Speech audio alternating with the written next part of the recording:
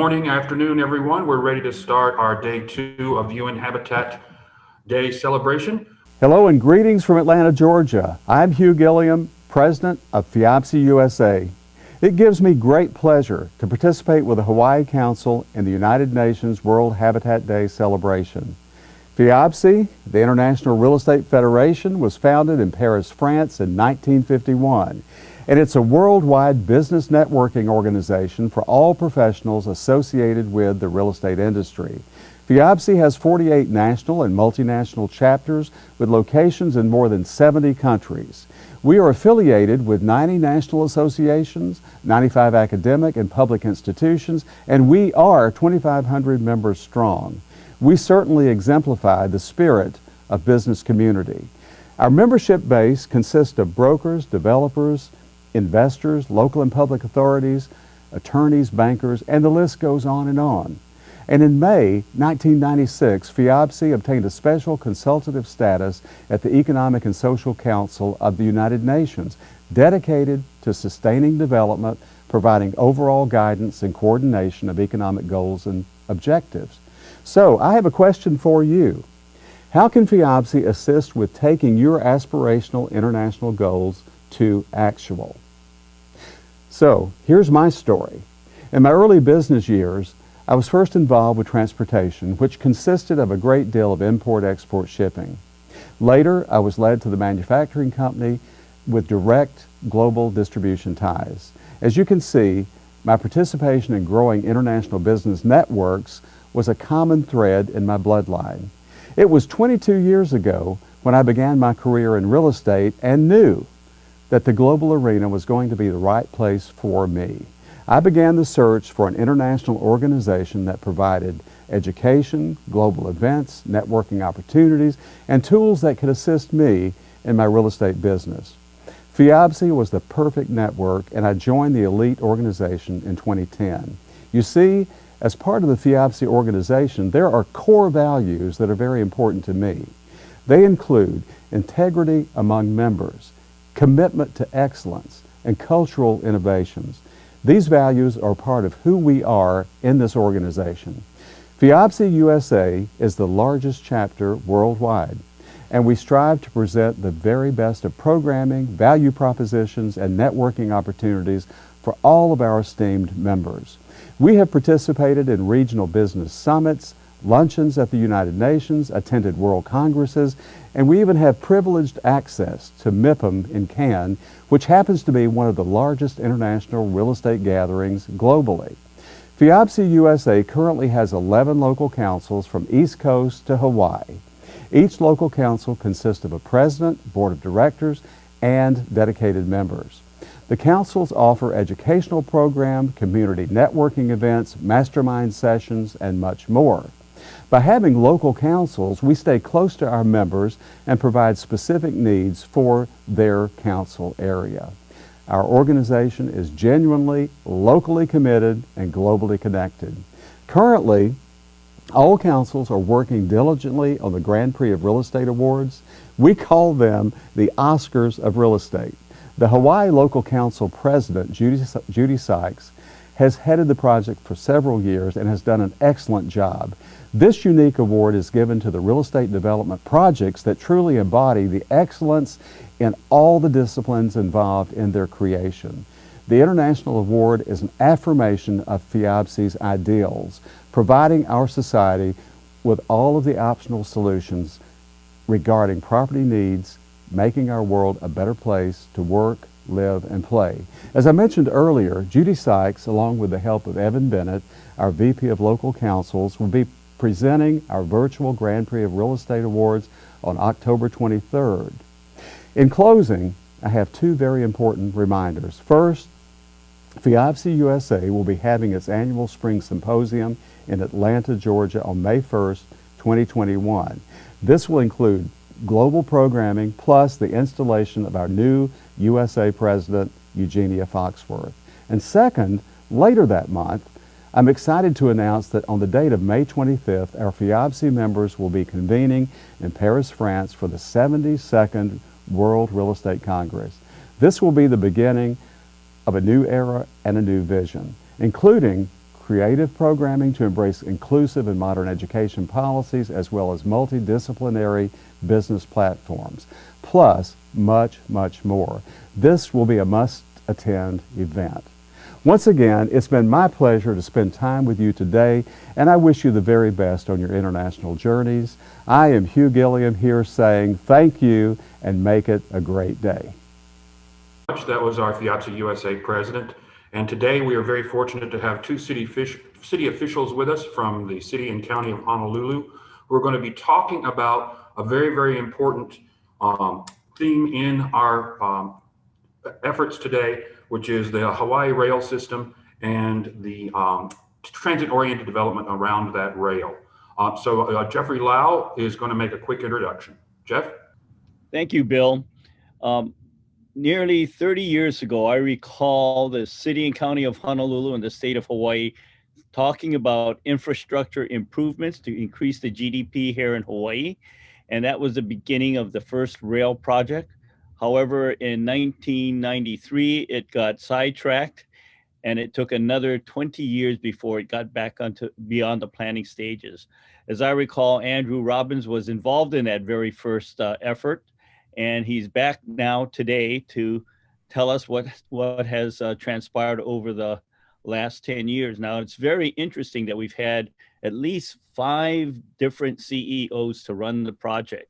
And what we're going to have today is an update as to where we stand with the project, how it can help our habitat here in Hawaii, and we look for much improvement in our economy once we get past the COVID-19 pandemic. Today we have 2 speakers with us. The first will be Andrew Robbins, and the second will be Harrison Rue. Let me give you a little bit background about the 2 of them. Andy, the Executive Director and CEO of the Honolulu Authority for Rapid Transportation. He is a licensed professional engineer in the United States with a career spanning more than 37 years. Mr. Robbins has been involved in numerous transit systems located domestically and internationally at airports and within urban areas. Having worked as a field engineer, a project manager, and business development executive, he has a specialty in driverless transit systems with hands-on experience in project management, project engineering, systems engineering, construction and installation, operations and maintenance, and business development. Mr. Robbins has most recently led efforts in project development, bidding, and contract negotiations for many transit projects in the United States, including Denver, Las Vegas, San Francisco, and Los Angeles. More about that later. I'm proud to announce Andrew Robbins is a fellow graduate of the same university that I attended, which is Lehigh University, which is famous for its engineering programs. And we're so pleased to have Andrew out here in Hawaii. I will hold off on Harrison's bio after Andrew is finished with his speech. Well, thank you, Jeff, for that kind introduction. And yes, I'm a proud Lehigh grad, as are you. So it's great to be here in Honolulu. I've been associated with this project on and off, mostly from the private sector, for 30 years now. And it's a real privilege and honor to be leading the Honolulu Authority for Rapid Transportation, developing this project. So maybe what I can do is to share the screen with you now. I have a short presentation, and I'm going to discuss an overview of the project as well as the mobility benefits of the project. And then I think we'll turn it over to Harrison Rue from the City and County of Honolulu, who will get more into the transit-oriented development aspects, which of course is a very exciting aspect of the project as well. So let me try to share my screen up right now of the Honolulu rail system.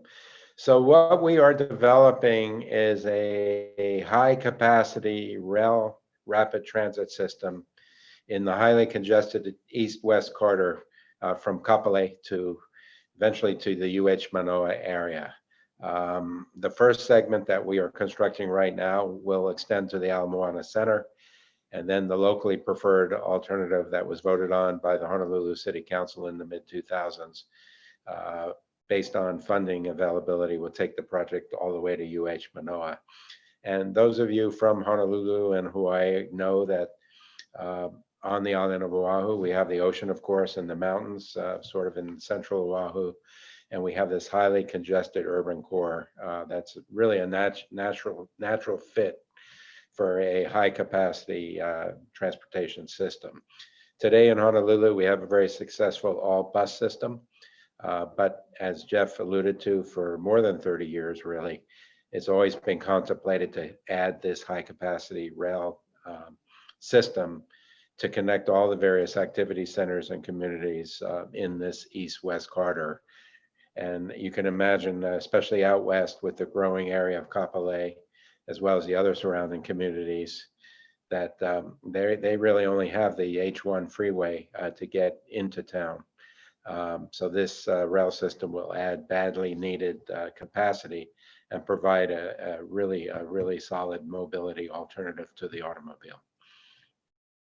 So what we are developing is a 20-mile driverless automated light metro system. So it's a very unique technology that unlike, let's say, heavy rail systems that you find in New York City or even the BART system in San Francisco, which we call heavy rail systems, these are shorter trains that are driverless, and you don't really even need a schedule.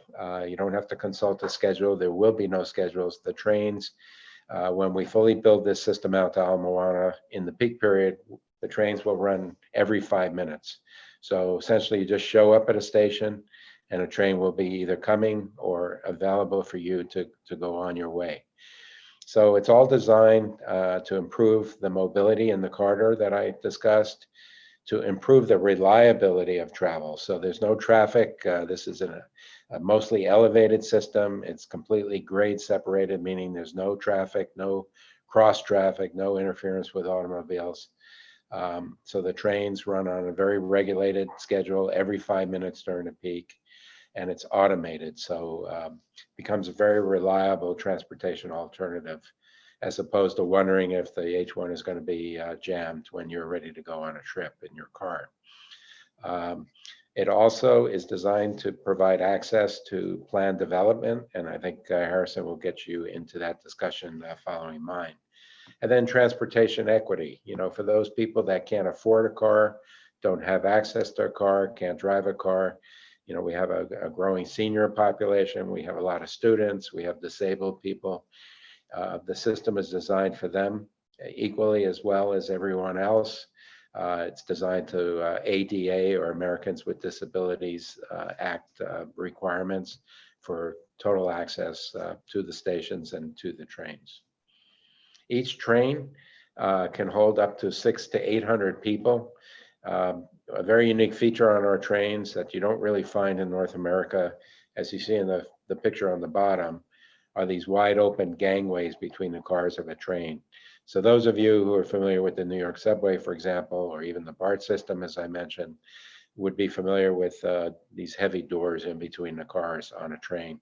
We don't have those. You can walk freely among the cars in a train. As I mentioned, it's designed for fast and reliable service.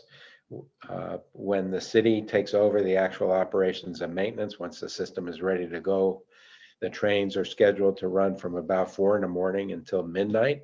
We have a very early peak in Honolulu, so the trains will be available for you starting at 4, run to midnight, and there's just a short maintenance window from midnight till 4 a.m.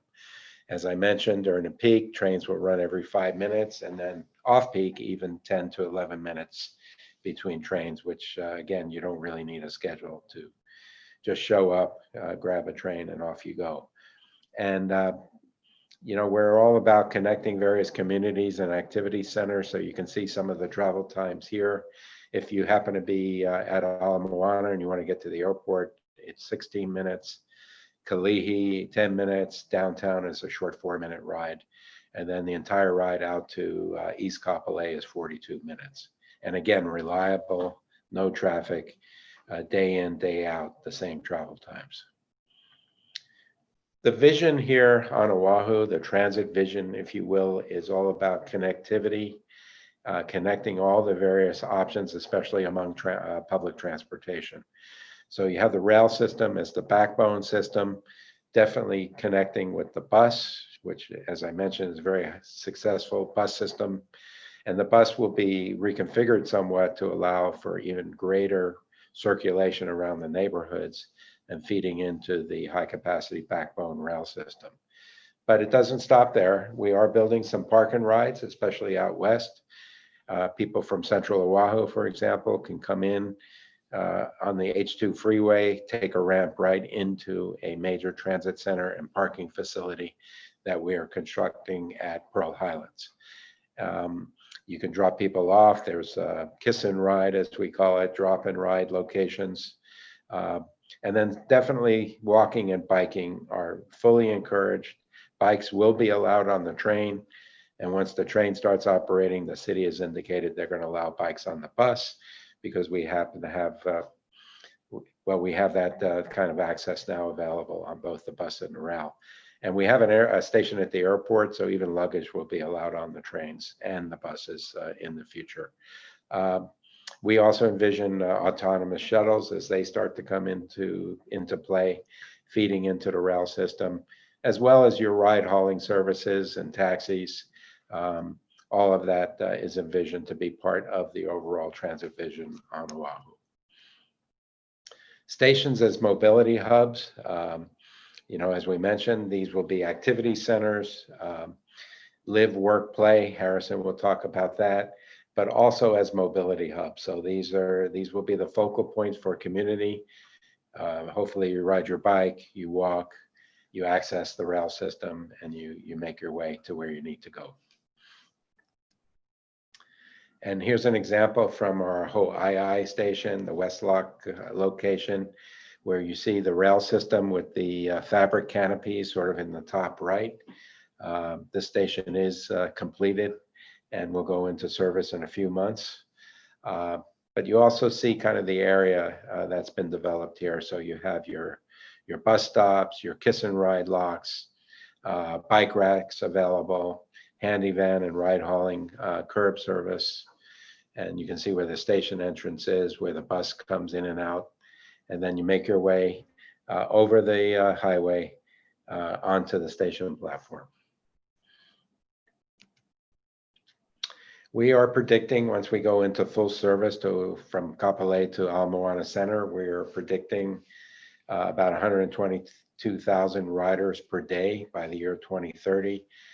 This number was derived through various studies and analysis. About 70% of the boardings will occur in leeward Oahu from the Kapolei area to the airport. So the rail system becomes a true mobility option now for people, especially who are living out west. And you see in the pie chart the breakdown of the 122,000 riders. The modeling is predicting more than half, about 55%, will access the rail system by either walking or biking. Healthier lifestyle, and convenient transfer to the rail. About 36% from the bus, and then the rest either by some form of automobile or ride hauling service or taxi. And truly, we envision the rail system to be hubs. The stations will be hubs for vibrant places. These are some examples from Vancouver, British Columbia, where they've had a very similar transit system they call SkyTrain. That's been in service since 1986. And you can get an idea of what we talk about when we talk about vibrant places, stations being fully integrated into their community and being integrated to other transportation systems and networks. So we envision the mobility as really being enhanced by the addition of the rail system into the overall public transport network on Oahu, and really towards a sustainable future. The rail will become our biggest electric vehicle when it goes into service, carrying 122,000 people per day. The buses are on their way to being electrified. Our electric utility has a goal by 2045, or actually a state mandate, by 2045 to generate electricity from sustainable sources. And we see the future being in other forms of automated electric technology as well. So I think that concludes my presentation. And Bill, I guess over to you, and then over to Harrison to talk more about transit-oriented development. Thank you very much. Harrison Rue is a community building and TOD administrator, TOD standing for Transit-Oriented Development. Mr. Rue leads implementation of our program strategies around Honolulu's 20-mile rail system, including neighborhood TOD plans, codes, and ordinances, financial tools, infrastructure investments, catalytic projects, connectivity and placemaking, as well as affordable housing. As a former builder, he has hands-on experience in most construction trades, green building, construction management, and housing policies, in addition to experience in smart growth, sustainability, transportation and transit, post-disaster, long-term recovery planning, and climate mitigation and adaptation. As a founder of the Citizen Planner Institute, he has created inclusive planning processes and training materials on sustainability and smart growth, and led hundreds of workshops for communities and agencies across the US. As a principal at ICF, Mr. Rule has also led development of several guidebooks for FHWA's Livability Initiative, developed tools, training, and technical assistance for EPA's Smart Growth Program and the HUD Sustainable Communities Program, developed climate strategies for US DOT and EPA, and has helped develop health and transportation web tools for US Department of Transportation and Housing and Urban Development, as well as the CDC. So let's welcome Harrison Rule. Gee golly, Jeff, I don't know where you found the long version. Made me feel really old. Been around a while, made enough mistakes to know a few things by now. So that's the short version. Let me share my screen and we'll walk through some, quick presentation. Okay. I'm going to walk through just a few things in this presentation. For some reason, it's not clicking. There we go. Okay, sorry. It's a little slower than I wanted. Sorry. So our Honolulu's TOD program is really pretty mature. The team at the city has been working on it for about a dozen years. High density development around the rail stations, lots of community planning and outreach. We focus on infrastructure, finance tools, catalytic projects, affordable housing. I see you have the housing director on as well. He'll talk more about that. And our secret weapons, we have a TOD sub-cabinet of all the relevant department directors, as well as we're working with the state for their state interagency TOD council. I'll talk more about those. The vision is pretty simple. Create choices, high quality, healthy urban lifestyle, walkable neighborhoods that connect people with where they need to go. We hired different consultants for all the plans to make sure that the station areas have a unique identity. We want to make sure our investments revitalize some of the older communities. There's 8 TOD plans for the 21 stations. 2 of those are state zoning. Most of those plans are done, completed, adopted by council. There's a couple remaining to adopt. You can find everything we've done online. This is a tiny fraction of the different plans and project details. But it's really not about the plans or projects. It's about people and their neighborhoods and how they live, work, and connect. You notice that connectivity is really our buzzword. It's not really about live, work, play. It's really about connecting with each other and with places you need to go. We've built it on a tremendous amount of community public involvement. So we didn't make up all these principles. They come directly from the folks that live in the neighborhoods. We also tried to make sure, this is Waipahu zoning on the left. We tried to make sure that our TOD zoning aligns with the federal opportunity zones. We worked with Governor Ige's staff to make sure that 9 out of the 10 opportunity zones, make sure there's funding available for some of the development in those areas. We also, I want to give council some credit for this. They've adopted a tremendous amount of affordable housing regulations, requiring affordable housing in every project, making sure that the TOD zoning offers added height and density in return for additional affordable housing. And that there's also up to 30 to 70K in incentives available for the affordable housing units in those projects. On the bottom right, a quick summary of the about 1.4 billion in infrastructure needs. Roughly half to 60% of that is funded. So we're working on finance tools with the state to figure out how to fund the remaining infrastructure needed over the next couple of decades. Looking quickly at just the hottest market in Ala Moana neighborhood. When we did the plan there, we looked at, if you see the orange and black stripe, those are the areas where you could fit a lot more development in there on older lots. We also came up with a plan to make sure that you would connect those places with active streetscapes as each individual project develops. Council has approved, this shows 6 projects. There's one more on Kamuku that's been approved. Almost all of them have a significant amount of affordable housing, a lot of it rental. But there's a lot more interest in development in Ala Moana, Iwilei, Kapalama, Pearl Ridge, Waipahu, West Loch, and East Kapolei. I'll show a little bit of that. Here's one example. This is actually built in the state zoning area of Kaka'ako, but this is a good example of a rental market condo tower. In the foreground is, ownership condo in the tower, rental, affordable rental in the foreground, and on the left is condos as well, but at street level.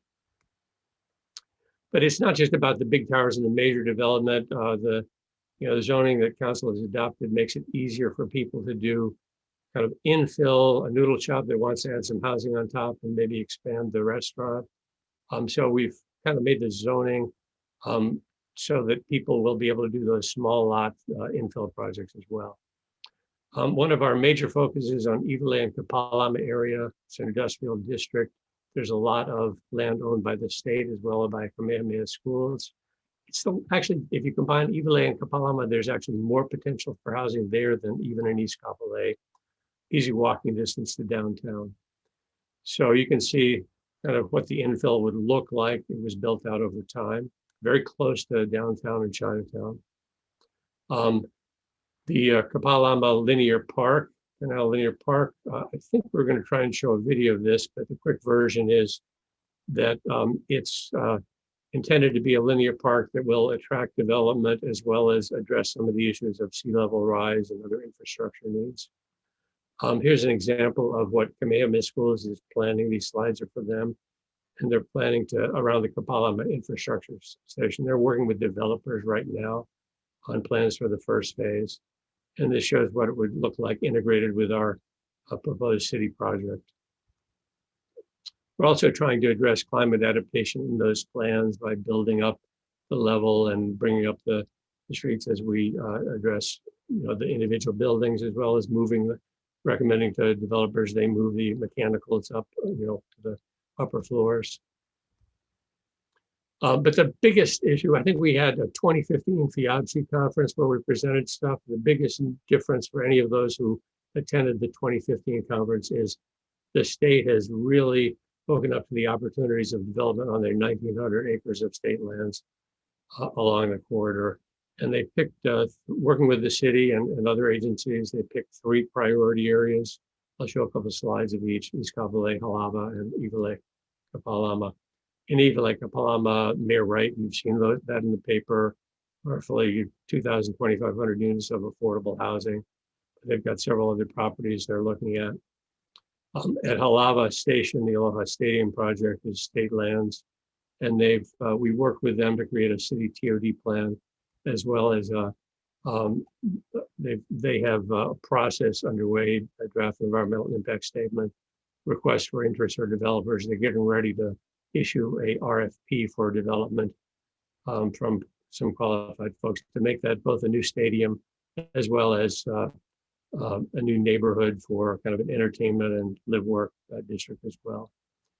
Moving out to the Greenfield area, we're skipping over several of the stations, but at Honouliuli Station, Ho'opili is by D.R. Horton, and they have moved, I think, in the neighborhood of 600 to 700 people into houses around there.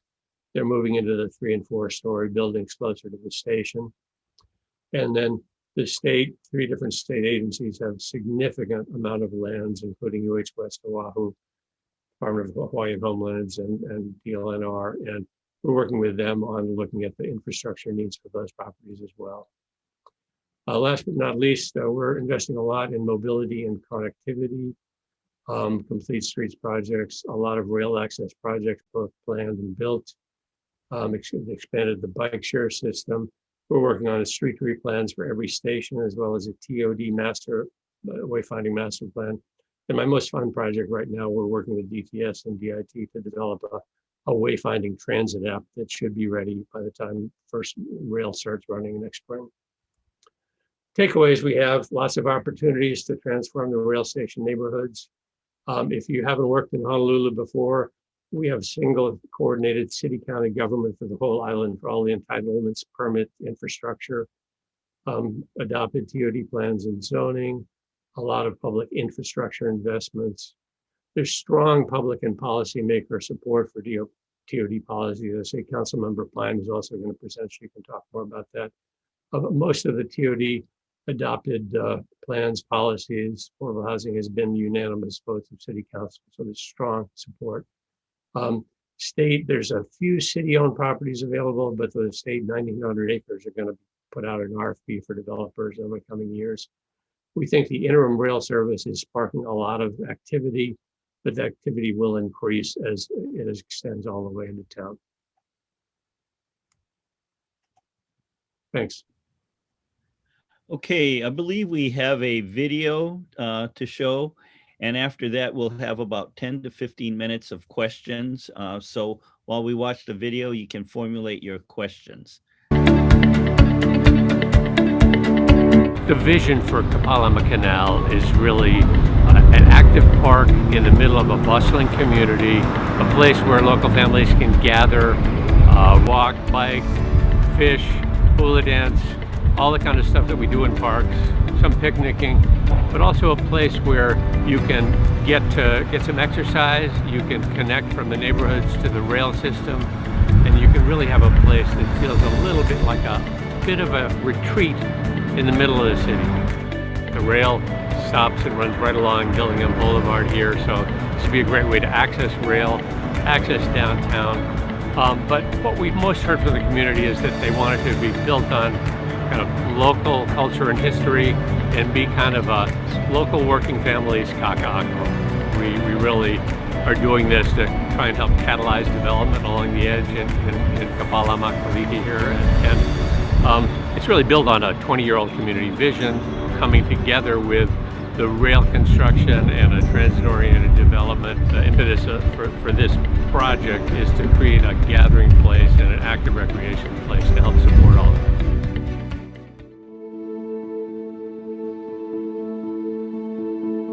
I was raised along Kapalama Canal, actually up on the Moamauka one, where the Kapalama river goes underneath Kapalama Avenue, right across the street from Kamehameha Schools. So my family home is right up against the canal. Eventually, when I started my halal and got a property that is part of Kamehameha Schools property along Kapalama Canal.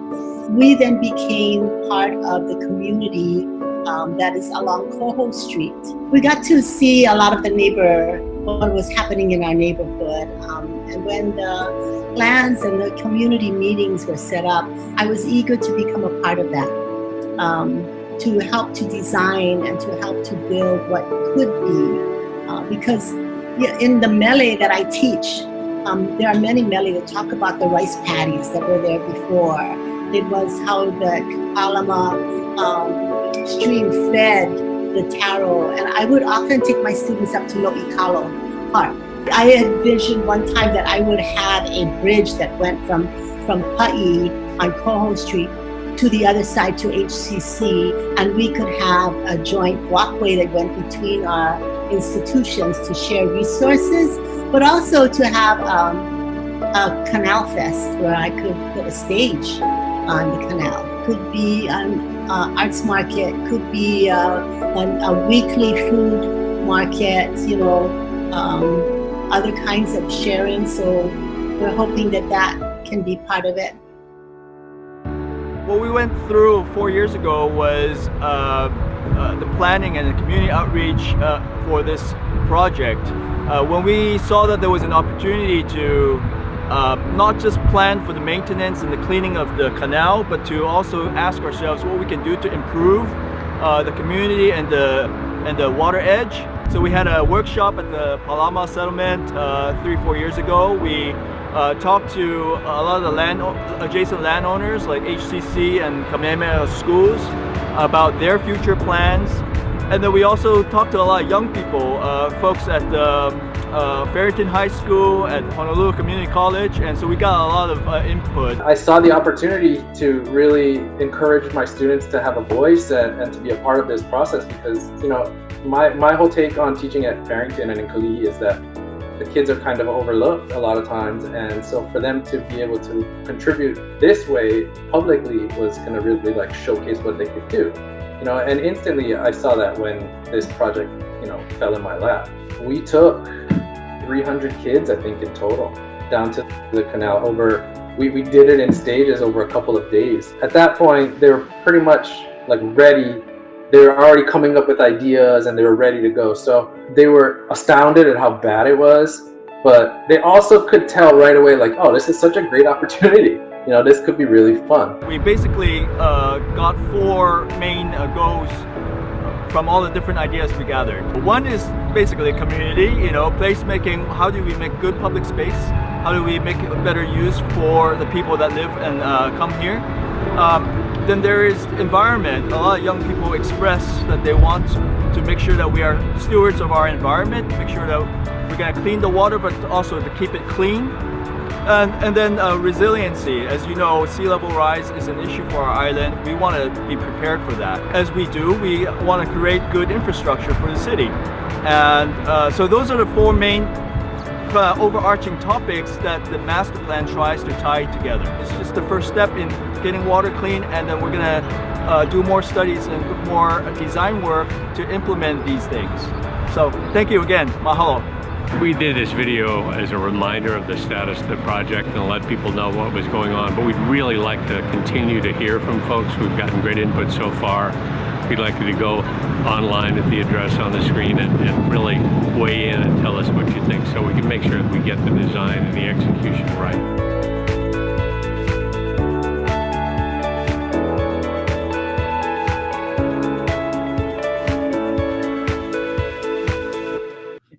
Thank you very much for lending us that video. I think we have Harrison and Andy for about 10 to 15 minutes of questions. You can either post them in the Q&A section unless somebody wants to just go ahead and speak up. So we're open for questions for about 10 minutes now. So one of the, my home when I'm in Honolulu is the Ala Moana Hotel, which is right by the convention center. And so it was just when I was doing the research for setting this up, I went, wait a minute, HCC, that's the convention center. My hotel's right across from there. And so, of course, every time I go down to Waikiki, I walk over the canal and I look at it and go, why is this should be a great place for recreation. But going back, you know, to 2015 when we first started, the rail was controversial. The rail continues to be controversial in Honolulu. So it seems like, you know, if something's worth doing, it's worth creating a fuss about, or if nobody's complaining, you're not really doing anything. So if you guys, and Andrew maybe, or Harrison, can kind of just quickly address how you kind of deal with those who are still talking about, you know, it's not a done deal yet. So how do we keep people engaged? How do we make sure that this keeps going forward? Good news, since the focus today is on TOD, I don't know if you can see the details of the scars on Andy's face versus mine. You know, Andy, with the rail project, there's been a lot of opposition. You know, I helped plan it, you know, the 1998 version, and, you know, it's been going on for decades. With TOD, there is such strong support for all the goals of more affordable housing, using our investments to create, you know, better connectivity, safer streets. Andy, we rarely get any of that kind of controversy at the TOD meetings, kind of independently from rail controversy. there's been virtually none. The main controversy is, are we getting enough affordable housing from a given project?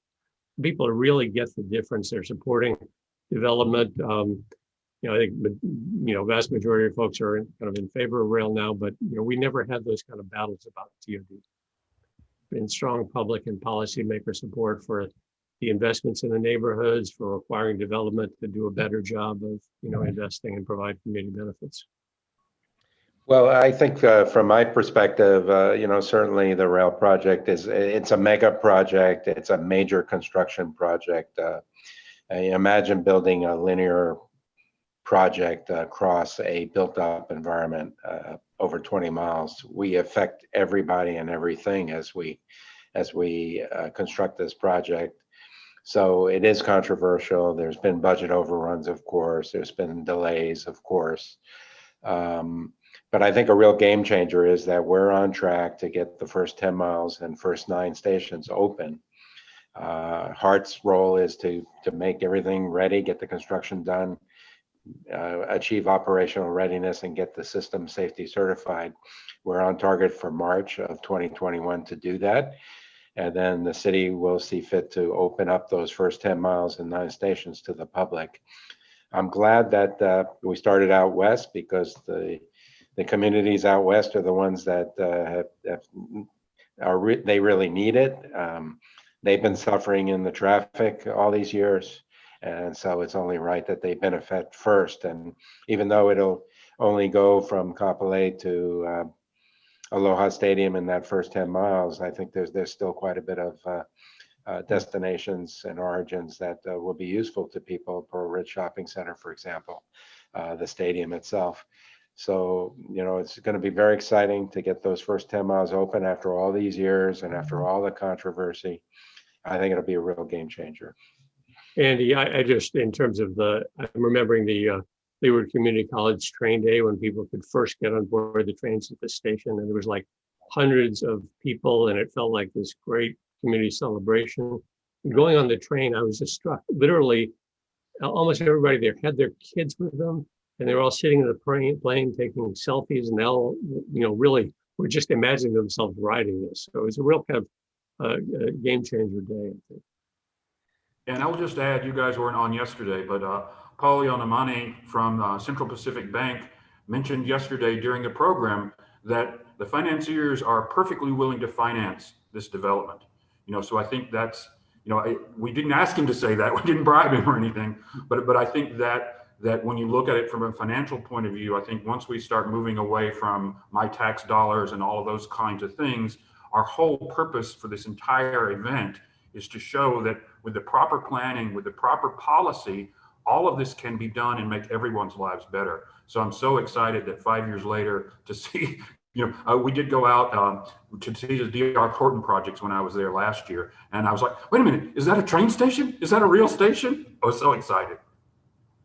Right, we do have a list of questions. I'm going to go backwards through the list, which is, what is the capacity of the parking stalls for each of the rail stations? Parking. So right now, the authority is only constructing 4 park and rides, and mostly out west. Again, as I explained in my presentation, the main idea was connectivity to other public transport modes, such as the bus, of course, but also to encourage walking and biking. So and most of the ridership, according to the models, will come from those areas. But we are constructing 4 park and ride lots. We're making sure that even for the interim opening, in other words, this opening I talked about early next year between Kapolei and Aloha Stadium, we want to make sure that there's adequate parking as well, even for that piece of it, so that people can try out the system, find a parking space, and access the system. The major parking facility will be located at Pearl Highlands. We haven't constructed it yet, but when it's constructed, it will have 1,600 parking spaces. The other park and rides, for example, at West Oahu, there's a temporary park and ride lot that's completed now with about 400 spaces. Great. Taking my cue from Bill, he says we have to wrap up this section. We're so pleased to have had Andy Robbins and Harrison Rue to contribute their viewpoints on the rail and how it will impact our habitat here in Hawaii, and it looks like we have a great future to look forward to. All right, Bill, turn it back over to you. Thank you very much. Yeah, this is really, really excellent. Thank you very much for taking your time to be with us today. UN Habitat Day is the first Monday of every year. So we will have the opportunity to check in again next year and really see how things are going and see these things come online and really see the proof in the pudding, if you will. So thank you again. Now we are very pleased to be able to welcome one of our strongest supporters. She has been with us on, I believe, every one of our UN Habitat Days. So yesterday I mentioned that, third time is charm, 3 dimensions is real. And so we are very, very excited again to welcome Councilmember Kimberly Pine, who has really been working on multiple things. But today she's going to give us an update on what she's been working with. Again, our theme is housing for everyone. And everyone means everyone. And so this is an opportunity to really hear a little bit about those, we'll say marginalized groups, but I think Kimberly will fill us in on exactly really some great initiatives to make sure housing for all. So Kimberly, we'll turn it over to you. Well, thank you for allowing me to once again be part of this World Habitat Day. It's just such an honor. And as I was watching Harrison's videos, it's been 8 years since we've all kind of been together. This is my last few months on the city council, and I'll be taking either a break from public service and hopefully going back to help the homeless. So I'm very happy to be here today to just kind of tell you my journey and policy of addressing this issue. I first became interested in the homeless issue as a leader when I got a call from a mother one day of a child who I had mentored at the Boys and Girls Club. I had mentored a lot of young girls who come from very low income families. And the mother said, we've gone house to house to house and the rents just has skyrocketed and we're at a homeless shelter right now. Is there something you can do to help me? And of course, not knowing a lot about this issue back then, this was I think 15 or 16 years ago, I said, oh, my fiance's house is empty. He's in the military, he's deployed, you can stay there. And I didn't even know this family or anything, but I'm glad they turned out to be just an incredible, incredible family.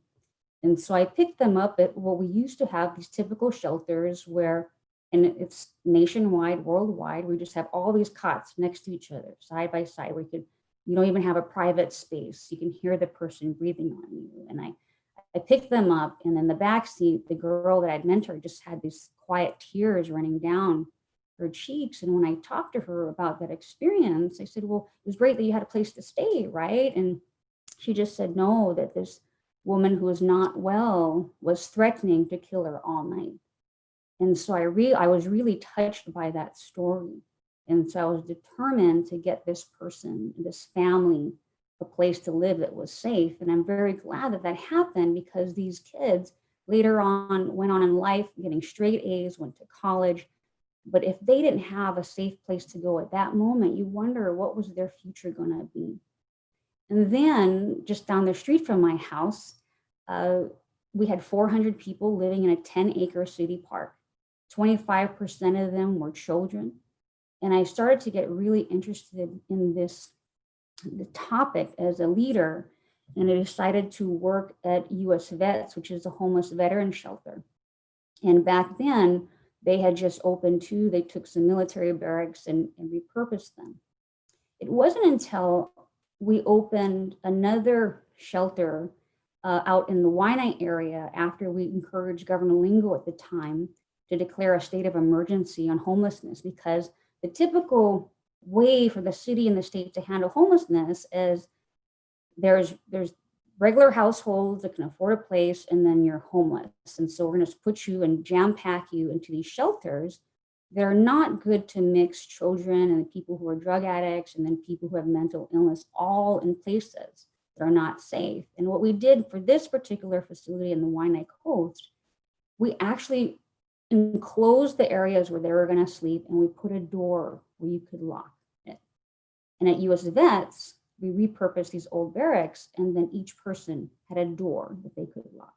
What we found was, and they had this feeling of safety and security, whether they had mental illness or were just financially stressed, and that's why they became homeless or have drug addiction, that something changed with these people, where they became more successful in terms of their recovery. And so when we started to see the success rates where you could lock the door and have your own private place, we said, okay, we are no longer going to be focusing on pushing people like cattle into these big facilities and cots. We're going to bring hope to people. And so I'm very excited that the mayor and his administrators, you have Harrison Rue, you have Mark Alexander, and Andy Robbins is also helping to kind of move everyone around, where we have all worked as a team with the city. It has been very painful, of course, to acknowledge that to also deal with homelessness, you have to take care of all the other income levels. And so what typically the city had done to stimulate the economy and pay people through the construction industry was building these luxury high rises. And we kind of pivoted to the Kaka'ako area in partnership with the state. And they just built all these luxury units. But that still did not assist while it stimulated the economy. There are still people in the middle class that were suffering so much. And so we realized that we have got to do something different because this is not working. And so we found that what was happening is the upper middle class was pushing out the middle class from the homes that they could afford. And the middle class was pushing out the people who couldn't afford as much. And then ultimately pushing people out that once could afford rents out because there just wasn't housing volume. And so we as a city in the last 8 years have focused on increasing our volume and number of units. And at the same time, though, the people were complaining about the fact that all these wealthy units were being built, but nothing for them. And so as Harrison Rue pointed out, is I had to lead a discussion of a very complicated and controversial, very difficult bill. My first meeting had 100 people, stakeholders, affordable housing advocates, church leaders, and nonprofits, Office of Hawaiian Affairs, and you had all the developers on the other side that said that the city requiring us to build housing for free is, we're just gonna lose money, so we're leaving and we're gonna go to Texas. And so our philosophy started to develop, and Harrison and his team did a fabulous job of putting together a bill that would now require every developer, if you're building 10 units or more, that you would have to have affordable housing component into it. And it took us a year to negotiate. And finally, we were able to come up with some formulas. The more affordable housing that you build at the lowest level, even for the homeless, the less amount of units that you would have to build. But in certain areas, we want to work with you. We'll give you more density. We'll let you go higher. We'll let you go wider. You can have a larger floor area ratio, which means more units per level. We would take away requirements to pay for sewer water connections. And so this basically was part of our policy to help the affordability of housing in Honolulu, where we made these agreements with developers where nobody lost. And I think originally our past housing policy, all the way going back to several governors past that I had spoken to when I was trying to negotiate this bill, where they said, Kim, we just kind of asked for too much requirements of affordable housing. So what happened was nobody really built any units. And so we found that great balance. And Harrison's probably saying, we're still trying to find that balance because every new project, we're trying to negotiate more and more affordable housing to see what can work from affordability level. And so we look at affordable housing by AMI levels or your average median income. And we found that levels of 120% average median income or 20% over the average and below is what we want to target, because every time you take someone from a certain income level, you are opening up more units for the lower income level.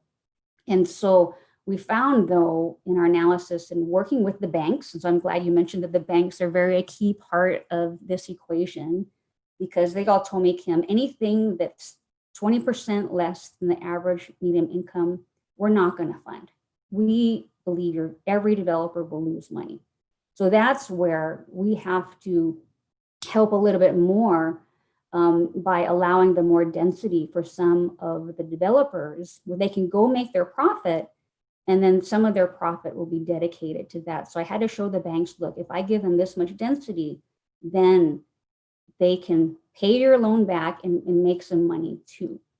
And so, but we've discovered that anything that's 60% AMI and below, that's 100% has to be funded by government or nonprofit. And so I really feel that we finally got the formulas correct.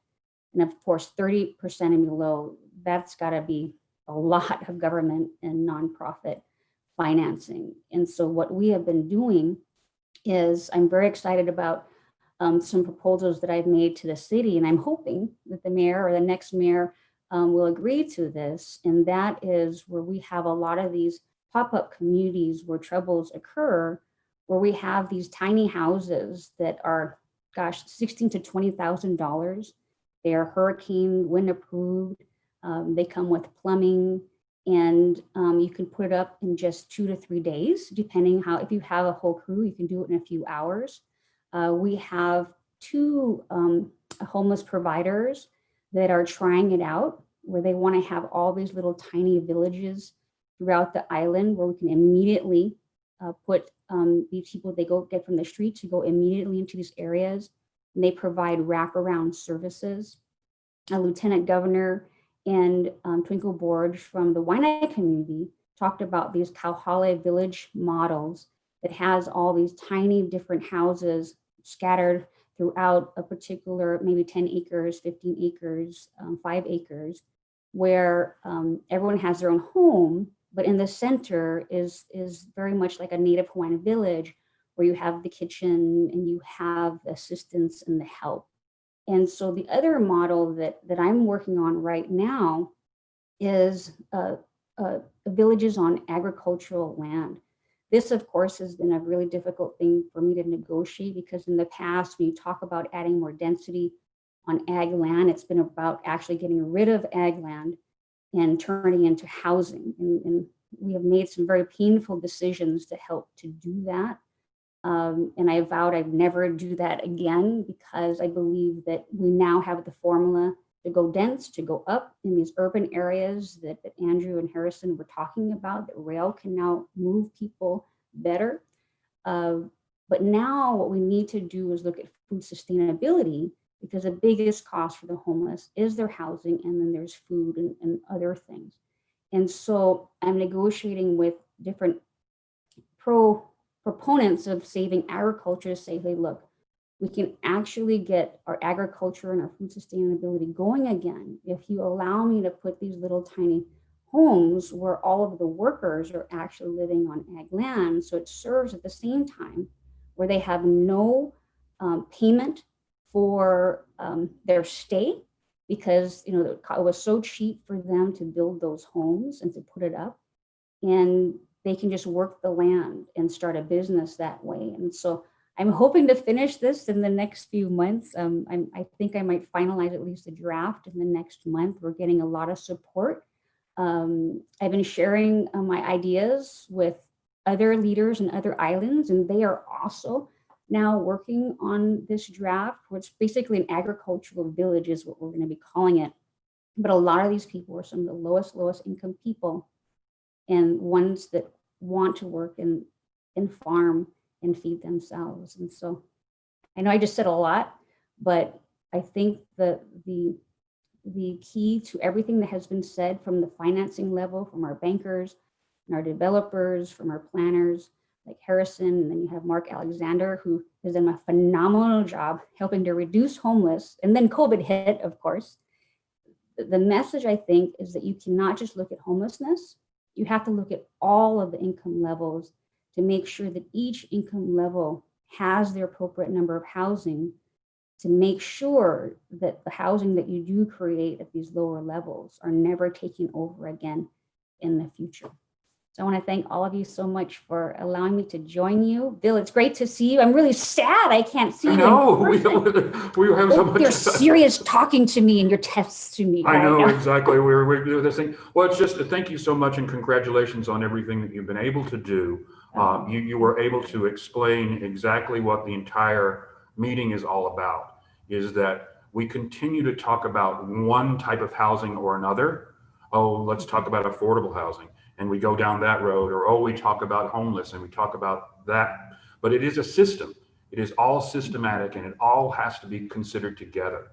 And so I think we have that opportunity. You've given us a good example. So obviously the bankers want their loans to be paid, the developers want to make money. And yesterday we saw Tim and how that can be done. So this is a very, very exciting time. And I think we have to look at this as the opportunity to rethink and reset our patterns and our minds as we go forward. So I really want to thank you for taking the time today. And I will be back. Well, I'll be back in Honolulu as soon as I can come. All right. Well, aloha, everybody. I just want to congratulate everyone for what you're doing. You are bringing hope to so many people, especially now. We need to have this discussion because a lot of people are going to need the help in the housing that we're talking about today. So thank you so much. Thank you. Aloha. Thank you. Now we're going to go to a video. This is the message. This is the message yesterday. And what we'll do is we will share with everyone the videos for the complete 2 days. There are also the videos. The main celebration actually continues today in Surabaya. I've got to get that right, in Indonesia. And so those videos will also be available to everyone. But right now we'd like to show the Secretary General, the UN Secretary General's message. Focus attention on the state of the world's towns and cities. This year's observance highlights the centrality of housing as a driver for sustainable urban development. Currently, 1 billion people live in overcrowded settlements with inadequate housing. By 2030, that number will rise to 1.6 billion. Action is needed now to provide low-income families and vulnerable populations with affordable housing, with security of tenure and easy access to water, sanitation, transport, and other basic services. To meet global demand, more than 96,000 housing units will need to be completed every day, and they must be part of the green transition. The urgency of improving living conditions has been brought to the fore by COVID-19, which has devastated the lives of millions in cities. Access to clean water and sanitation, along with social distancing, are key responses to the pandemic. Yet, in slums, it has proved difficult to implement these measures. This means an increased risk of infection, not only within slums, but in all cities, many of which are largely serviced by low-income, informal sector workers living in informal settlements. On World Habitat Day, in this crucial decade of action to achieve the Sustainable Development Goals, I call for heightened efforts to promote the partnerships, pro-poor policies and regulations needed to improve housing in cities. As we strive to overcome the pandemic, address the fragilities and inequalities it has exposed, and combat climate change, now is the time to harness the transformative potential of urbanization for the benefit of people and planet. And so now what we're going to do, I want to remind everyone who's on the call, if you have not yet watched Push, which is the documentary on this housing situation and how people got pushed out of our cities, then I really want to remind you, one, that you only have until Thursday to finish that and use that code to watch the movie. It is really, really an incredible movie. And what we're going to do now is we're going to ask Mark Alexander from the city to join us in this conversation. We're going to have those of us who on the committee have watched the movie, we're going to have a little bit of a dialogue on the movie. So if our panelists for the movie can unmute and we'll start there. I'm going to start, if you haven't watched the movie, again, please make sure that you do watch the movie. I'm going to read some of the text and then we'll have a question. So first of all, and I wanted to say this, you know, gold is a commodity. Housing is a human right. And so very, very interesting. When yesterday we talked about salt at Kaka'ako, and in that video, they said salt used to be gold. So we have to really talk about what is it that we really value. And so gold is not a human right, housing is. Over a 30-year period, housing prices increased 435% in the greater Toronto area, while real wages went up only 133%.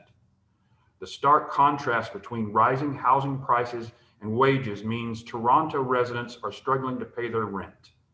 The situation is similar in most cities around the world, including Honolulu. There's a question actually on the call, and so we talked about AMI. Another way to measure affordability is you should be spending around 30% of your income on housing. So that's another way to look at it, is 30% is generally given, it may be 35. According to Harvard University's Joint Study for Housing in 2016, 38.1 million households spent more than this on their rent or their housing cost. This is even higher for renters whose cost burdens are 47% of their income by average. And I think everybody knows that some people spend way more. In the movie, there was a gentleman in New York and Harlem who was spending 90% of his income. 90% of his income on housing. The center claims that financial difficulty to pay housing cost is exacerbated by the fact that federal rental assistance is not keeping up with the growing number of low-income rentals are eligible for subsidies. So the question for the panel is, how did this happen, and what can we do to reverse this trend? And get started. First of all, thank you very much for having this panel, and I certainly enjoyed watching the film. You know, it's interesting, the Universal Declaration of Human Rights from the UN, Article 25, makes it very clear that housing is a right. And how many decades later, we're still debating this. And I think it comes down to this, not political will, but community will. We either believe that housing is a right or not. If we believe housing is a right, it becomes the responsibility of the entire community to ensure that there is appropriate housing for everyone. We have to have that first commitment. We have to begin with that, I believe, belief. Once we begin with that belief, then we can start to address some of the other elements, and we can talk about those later on. But I just want to start off. I think we have not really embraced that belief as a community and our responsibility, especially to those who are vulnerable, to ensure their appropriate housing. So basically, we've been at this for about 3 years now, thanks to Bill's efforts. We appreciate all that you do for the World Habitat Day that we've been doing in Honolulu. But this year, I believe it's a little different because of push. And again, like Bill said, I strongly recommend you take the time out of your busy schedule, take advantage of the push link that has been sent out to all of you on the call. It's a free viewing. You have a couple days to do it, and it'll be definitely worth your while. The movie can instill in our minds the mantra that housing is a human right, and it's not something that comes automatically to us. We're all busy, we're all doing things. But again, I would say the first point I'd like to make is watch the movie. It'll get us in the correct mindset so that those of us who have come together for 2 or 3 years now can actually push to get some of these ideas in place and some of the public-private synergies together to start actually doing projects that create the housing that we need in the urban core. I think that's the progress that we're making is, again, as we talked about yesterday, this is definitely a public-private partnerships for people. It has to have, one of the things that I don't know if you, basically talking about the federal subsidies, you talk about Section 8. Well, you get into the situation where nobody wants to have their building take Section 8 vouchers. So the voucher list becomes, in Chicago, it's, years and years and years and years. And then you have low-income housing tax credit. So those kinds of things which have been in place really haven't been changed for years and years and years. And so that's not meeting, that's kind of one issue of how we came. But the movie is really talking about something else entirely. And it's talking about, they talk about Toronto and Vancouver. The question is why? Why did this happen? And so I think most of us in the industry are not as clear. And so, as Leonard says, that's one of the reasons that we really want people to watch the movie, so that you can clearly understand how this happened. So one of the things, any standard recovery procedure, to fix anything, you have to first of all know how it got broken. You have to have that analysis. And so I'm going to read another thing from the movie. Leilani, the movie, if you haven't watched it yet, Leilani is was the UN rapporteur for housing, and so she goes around the country, the world, yeah, thank you, trying to figure out just asking questions with a documentary crew, and so that's the first step. And she looks at it, and she's kind of going. So she goes and she has a conversation with Nobel laureate economist Joseph Stiglitz, and sociologist Sasha Sasson is at Columbia. I think they're both at Columbia, I believe. And we learned how major foreign investors directly targeted low-income and subsidized housing stock with the intention of either flipping the units or holding them vacant until the land underneath them becomes more profitable. So that's one of the whys, is these investors specifically went in and started particularly, and we're going to get to this later, because this was after the 2008 crisis. And so the villain, if you will, in the movie is Blackstone. And if anybody knows Blackstone, if you don't know about Blackstone, the issue is Blackstone, after the 2008 crisis, after that happened, in 2011, they started buying up residential homes and rental units.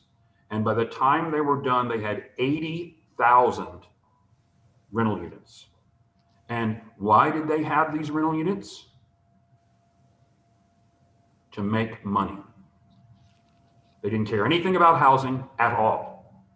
It was all about the money and all about the return. And so prior to 2011, they were in other things. So suddenly, and then once this started working, they started exporting this model around the world, to Sweden and to Spain, all around the world, saying, go in. And so when you see the movie, you'll see what they really talked about. And so recent estimate says that in Toronto, I mentioned this yesterday, in Toronto, 200,000 units were home units were created in the past 10 years. 20,000 of those units right now today sit empty. So we build these towers. Foreign investors, particularly in Canada, a lot of investors came in from China. Vancouver imposed a tax. They came in to buy these properties to park their money. And so these properties sit empty. So Councilwoman Pine, I'm really glad you brought up the fact that we're not saying that there shouldn't be luxury properties. We're not saying, but it's a system. Every piece has to be in play. So we keep saying we need to build more affordable housing. So how do we keep these units from sitting empty, either right away or after the period where the original buyers are restricted from selling is over? And so many of these properties, Mark, I don't know if you want to talk, or Kimberly, if you're still on, because now the properties that are building, it's like when you buy, you have to promise not to sell it for 10 years. Well, or now I think it's 30. So how do we get to the point where, okay, in 10 years, those properties just go and the value go to market, right? And go to market, and people get kicked out again. Yeah.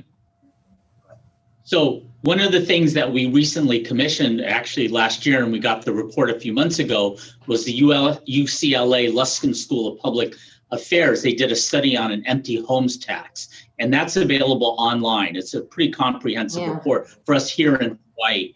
And the reason why we did that is it's really important to have good, thoughtful research done on this. And one of the places they studied was Vancouver. They specifically compared Honolulu to Washington, D.C. If you all haven't had the chance to read that report, I really encourage that, because here in Honolulu, we have approximately 340,000 residential units. Around 10% are vacant for one reason or another. Many of those are investors. And so we believe that an empty homes tax is one of the ways of encouraging more units to come back to the market. So again, I think that research is really important to look at. Now, again, the reason why I started with the UN and the rights is because Ronnie in that documentary made it very clear that housing is a human right. We have to begin with that point. If we take a human right and we look at it as a right, then it's not something that you invest and try to make money on, right? Mm-hmm. So that's why I think we have to impact ultimately that belief system. Practically, actions like a vacancy, an empty homes tax is certainly one of the ways to go. And then the third thing I want to mention, because I think Councilmember Pine, and you've touched on this too, Bill, is the systems approach. I don't look at luxury house building, at their evil or something. We need appropriate housing for everyone. I think Councilmember Pine was making that point, and others have made that point. The focus of the government can't be just on one segment of the population, it has to be on everyone. That's what makes government really difficult. And so our policies have to certainly focus, especially on the vulnerable, but can't forget about everyone else. And so that's where the complexity comes in. But certainly research is really important in all of this. And I commend that study on empty homes tax for everyone's review. Anyone else? Yes. I appreciate what Mark is indicating. I think it's so important for us to recognize that the system that we have in place right now definitely has some holes. I think the movie does bring that out, that perhaps as we're trying to look, well, first of all, we do need to understand the problem and what has caused it, as you pointed out, Bill. But more than that, in trying to understand what systems are already in place, we've got to make sure, I'll remind everybody about your 4 Ps, and you might want to remind us again about those 4 Ps, but we have to make sure that the people element is there. I think that in Hawaii now, and certainly seeing what our government and the offices that have been created, as an example, Mark, your department, this is fantastic that now we are recognizing what some of those issues are and trying to figure out how to proceed within a system. We need to develop that system throughout our whole community in dealing with all of these issues because they're all connected. So I think from that perspective, we do need to make sure that we brought in the people element to dialogue in all of this. So I'm hoping that's part of what we're doing right now with our United Nations Habitat event. Oh.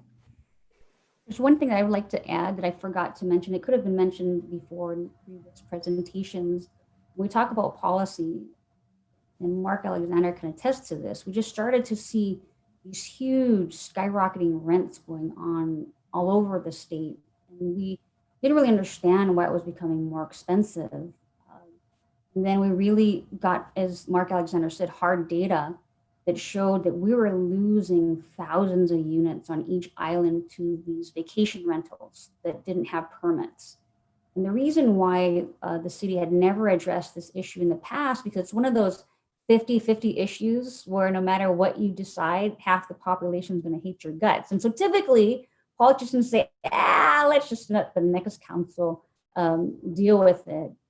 But I think for the first time, a lot of council members and the mayor and the administration, people were starting to be affected by it personally, by seeing their own neighbors and their friends just selling out. That family that had that beach house for so long, where 5 generations owned it, even though they didn't have a lot of money, they had land, where they finally just gave in and went somewhere else or got, had to sell to divide it amongst the family.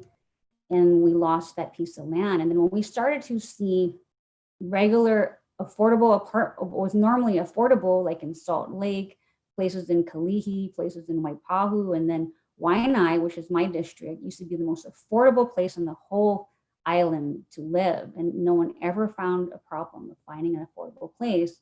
And because Waianae is so beautiful and it's so separated from the busyness of town, it became a very popular place for outside investors to buy vacation rentals. And so when I first started in the House of Representatives, a unit that was renting for maybe $700 in Waianae, a 2-bedroom, 1-bath, By the time I started in the city council in 2012, that unit was being rented for $2,500 or was a vacation rental. And so I actually met people who used to live there that had become homeless. And so in addition to these tax policies that you're talking about, there's these other effects. You have to decide when you see rents or home prices increasing so rapidly, you have to look at the data as what's causing that. And that was a real problem for us, combined with other issues of just being expensive to live, away from everything on the island.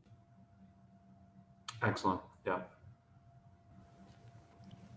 I was just going to say, I live in Park City, Utah, and we have a community of 8,000 people. We're about 30 minutes from Salt Lake City, and we've seen the influx of these kind of rentals, of people come swooping in, buying vacation homes. Nobody lives in them, 11 months of the year. They're here for maybe 2 weeks or something like that.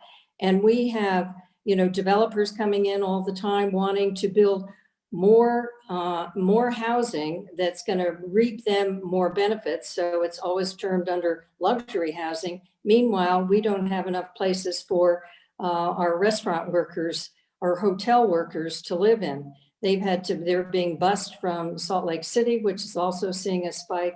So, I found this movie so impactful that I'm sending the link to our mayor here in Salt Lake, or in Park City, as well as Salt Lake and the mayor of Salt Lake County, because I think we're really grappling with a lot of the same similar problems and homelessness. I was really, I think what Kimberly's doing is absolutely marvelous, because we've had a problem with, we don't want homeless in our backyards. And we took it out of downtown where we had a lot of services, and we spread it to 5 other areas within Salt Lake, and it really hasn't worked. We've got a bigger problem now than we had before.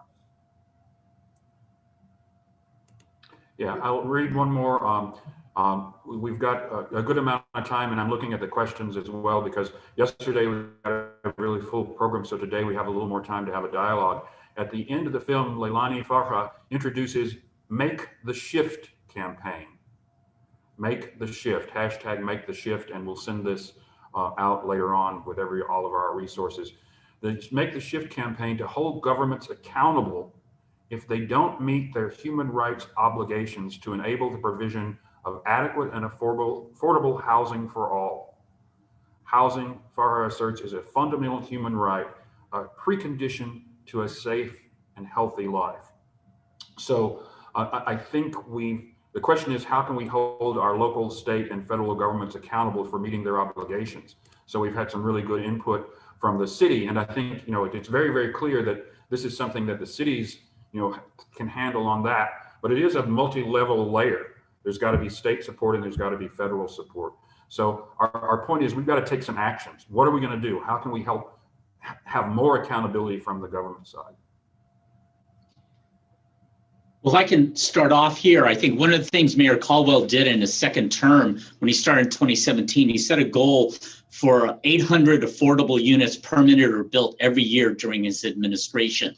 And we actually developed a dashboard, and I'm not sure if I can show that or not. I can go ahead and try to share my screen, and that dashboard is available online on the mayor's webpage. You may see it here: affordable housing units permitted. And so basically, one of the ways you hold government accountable is you set targets. And so we set a target, mayor set a target, and in our first year, actually, it was 1,095 units in 2017 that were permitted or built. Someone asked, what's the definition? Mayor's target was 120% AMI and below. In the second year, in 2018, it was 1,306 units. That also includes accessory dwelling units. And almost 400 of those units were 60% AMI and below. So that's number one, is we gotta have targets. We have to have measurable targets that we're accountable for. I think that's really important. I think the second thing is looking at policies. Harrison led the charge on new affordable housing policies and incentives, because we've got to help people do what they want to do. And, I think Councilmember Pine and the City Council, we had a unanimous decision in terms of the short-term rental bill. That was unbelievable. None of us thought that would happen. So the mayor and all 9 council members signed off on it. So I think it's also accountability in terms of policy and deliverables. Those would be a couple comments I'd start off with. Excellent. Yeah, that's you got to measure it. You can't improve it if you don't measure it. And I think public education. I mean, I think, how many of the people in Honolulu have seen that site? I mean, so that's one of the purposes of this event, is to, number one, have all these pieces in place, and number two, then to share the videos with others to say, this is how you can do it, because Honolulu is a special place, obviously, but it's something that you guys have already tackled, at least making the first step. So I think it's very exciting. Leonard, did you want to add?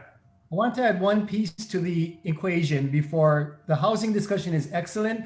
I still think from last year to this year, I had mentioned that we need to have some sort of credit readiness and budgeting component to our prospective home buyers, and that needs to come from the banking and finance group.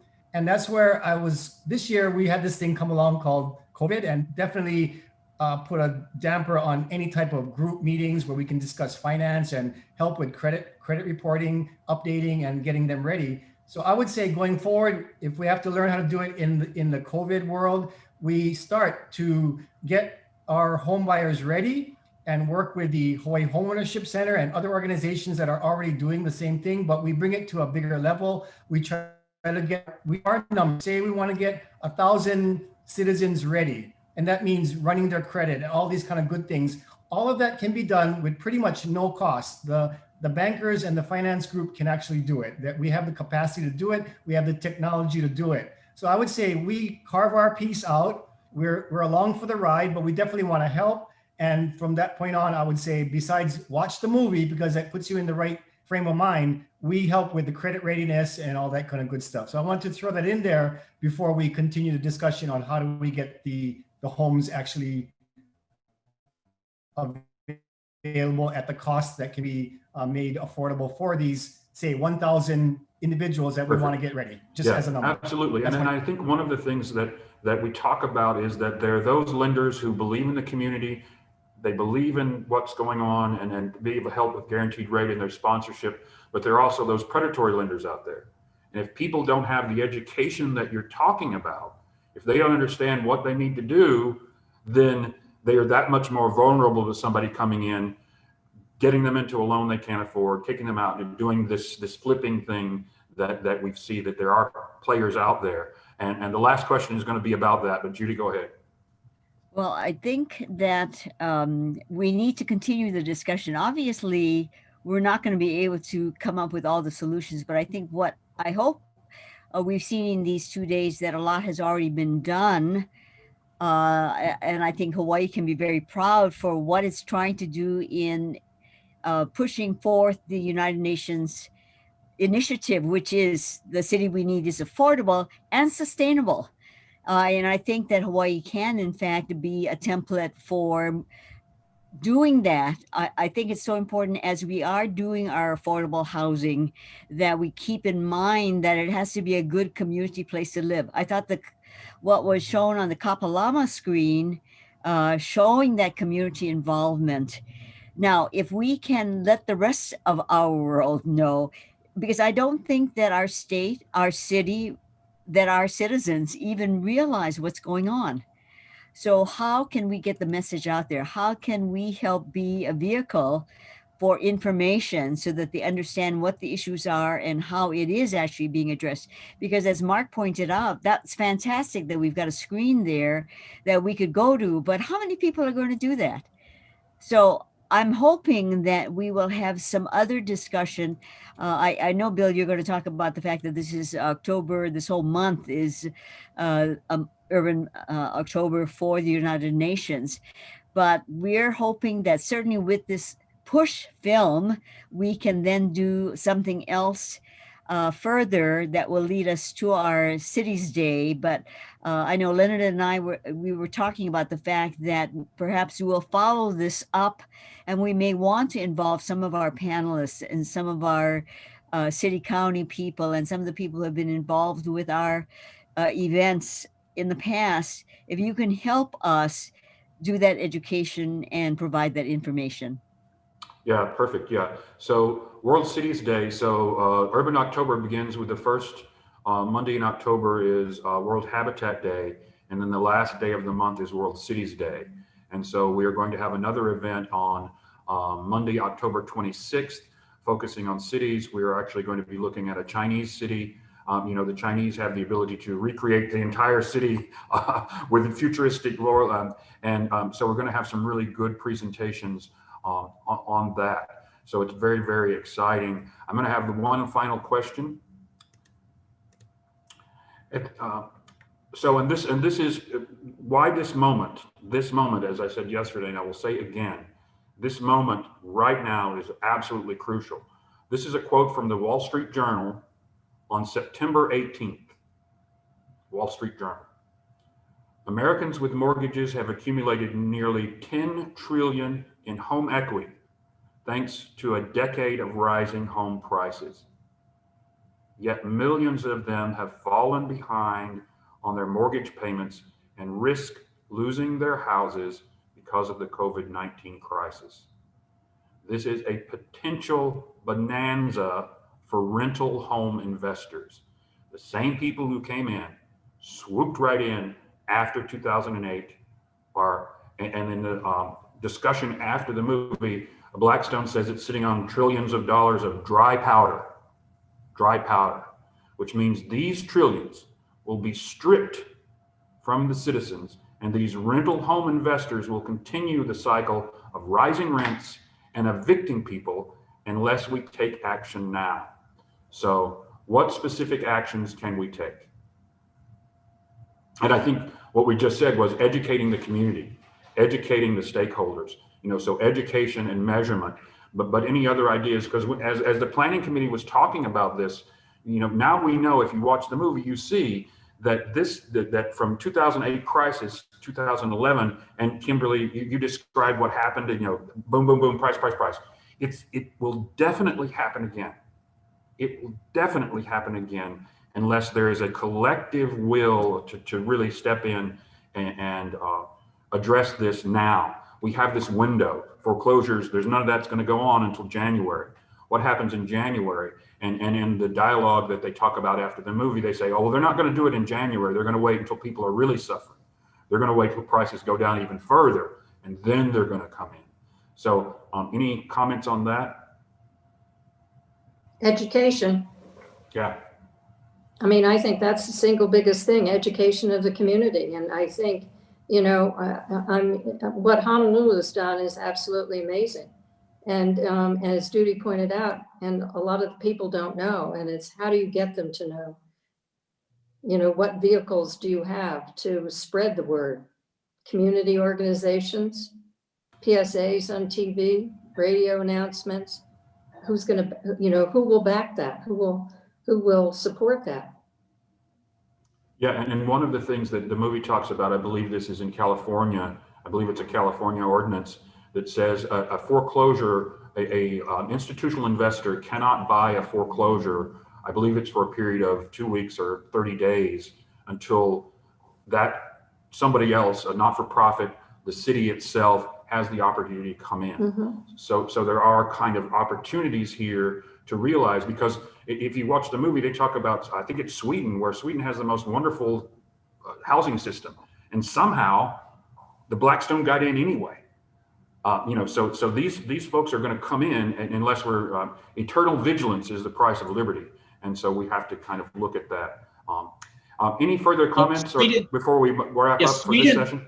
Yeah, Sweden is instructive because the minister also said that they didn't have the capacity to buy out Blackstone already after a short period of time. The thing I want to mention, and again, I'm going to show because I like pictures, is we talk about participation. One of the things our UCLA folks pointed out was the importance of being better as government, the International Association for Public Participation, so that we can do a better job to increase public participation, thoughtful participation, by getting our own government people better trained in this area to create structures that help the community engage more effectively. This is an international association. I don't think any US cities belong to it. I think Oakland may be in the process or has utilized some of the processes, but Vancouver certainly has started in this direction. This is one of the tools. There are many policy directions that can be entertained, but without this, we can't pass them. Good point. That's great. Good point. Any other comments from the panel?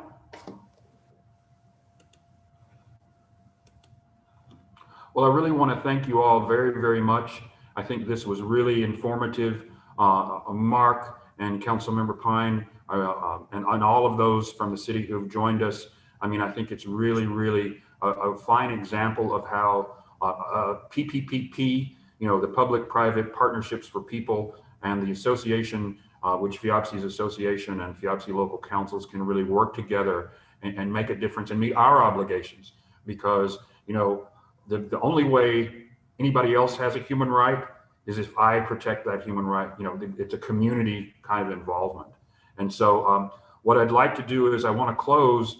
This is one of the, you've heard about Kauiki Village and our really great success story. We were able to see that, and it's such a beautiful and wonderful video. So we're going to close the meeting with our video of Kauiki Village and showing you that we can do it together.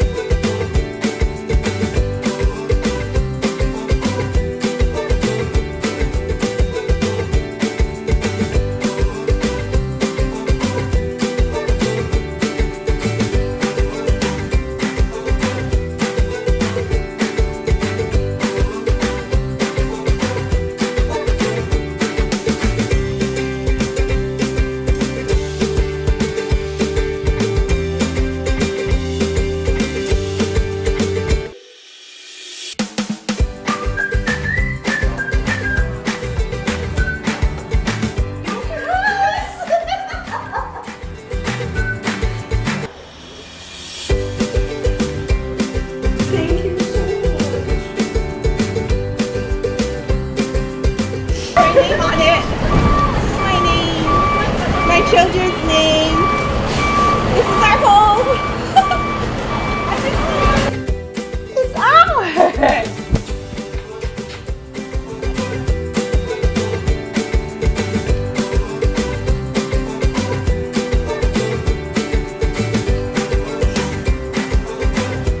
It's so much safer for my grandson.